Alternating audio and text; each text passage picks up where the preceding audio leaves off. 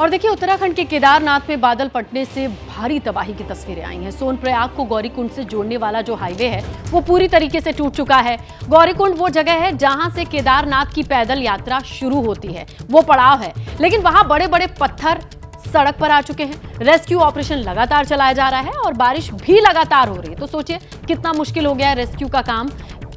ऐसे में रेस्क्यू का काम धीमी गति से यानी स्लो है, लेकिन फिर भी अब तक 7,000 से ज्यादा लोगों को रेस्क्यू किया जा चुका है और अभी भी हजारों यात्री ऊपर फंसे हुए हैं, जिन्हें वहां से सुरक्षित वापस निकालने की कवायद चल रही है।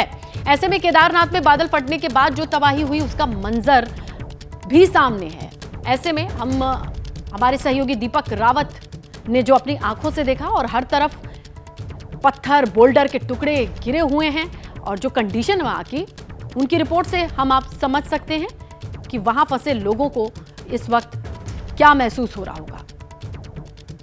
केदारनाथ में बादल फटने के बाद किस तरह की तबाही आई है दिखाने के लिए एबीपी न्यूज़ इस वक्त ग्राउंड जीरो पर मौजूद है और यहां से हम दिखाते हैं कि आखिर किस तरह की तबाही इस पूरे इलाके को झेलनी पड़ी। जिस जगह पर मैं मौजूद हूं ये वो सड़क है जो सोनप्रयाग को गौरीकुंड से जोड़ता है। गौरीकुंड वो जगह जहां से पैदल यात्रा शुरू होती है और सोनप्रयाग और गौरीकुंड के बीच की ये जगह भी पूरी तरह से खत्म हो चुकी है। जो मलबा ऊपर से आया बादल फटने के बाद से उसके साथ पूरी की पूरी सड़क को अपने साथ बहा ले गया और बड़े बड़े पत्थर जो हैं वो सड़क पर गिराए हैं और इस तरीके से जो लोगों को रेस्क्यू किया जा रहा है वो एक एक कर इसी तरीके से इन क्षतिग्रस्त रास्तों से होते हुए सोनप्रयाग की तरफ पहुंच रहे हैं। ये ठीक सामने आपको दिख रहा है, ये सोनप्रयाग की तस्वीर है। सोनप्रयाग ने भी भारी नुकसान झेला है। जो नदी किनारे दुकानें थी, मकान थे, वो सब बह गए हैं, टूट गए हैं। जैसे तैसे लोगों ने उस दिन अपनी जान बचाई। यहाँ पर अस्थायी तौर पर जो रहने की व्यवस्था थी वो भी तहस नहस हो चुकी है। जो कैंप लगाए जाते थे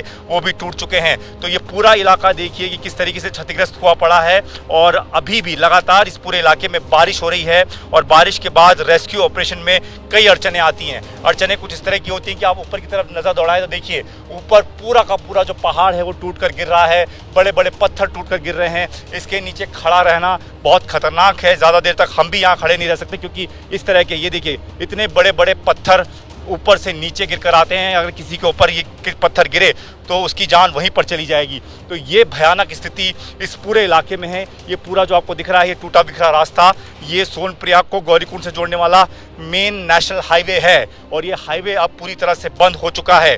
इसको खोलने में काफ़ी ज़्यादा वक्त लगेगा, लेकिन अब तक की जो अपडेट है उसके मुताबिक करीबन 7,000 से ज़्यादा लोगों को रेस्क्यू किया जा चुका है जो गौरीकुंड या उससे ऊपर केदारनाथ तक फंसे हुए थे।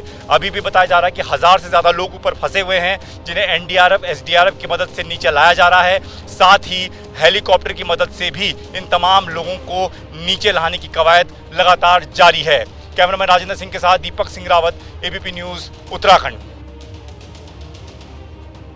नेचुरल कैलामिटी, जिसे प्राकृतिक आपदा कहते हैं, उसके अलग अलग तस्वीरों से और स्वरूपों से आप अंदाजा लगाएंगे कि लोग इस वक्त कितनी मुश्किल में हैं।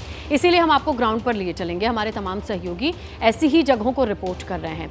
सोनप्रयाग से हमारे सहयोगी दीपक रावत हैं, हिमाचल के शिमला से सचिन कुमार हैं और केरल के वायनाड से आशीष भी जुड़े हैं। सबसे पहले दीपक का रुख करते हैं। दीपक, आप जहाँ पर खड़े हैं वहाँ 7,000 लोगों को रेस्क्यू तो किया गया है, लेकिन बताया जा रहा है कि ऊपर और भी फंसे लोग हैं।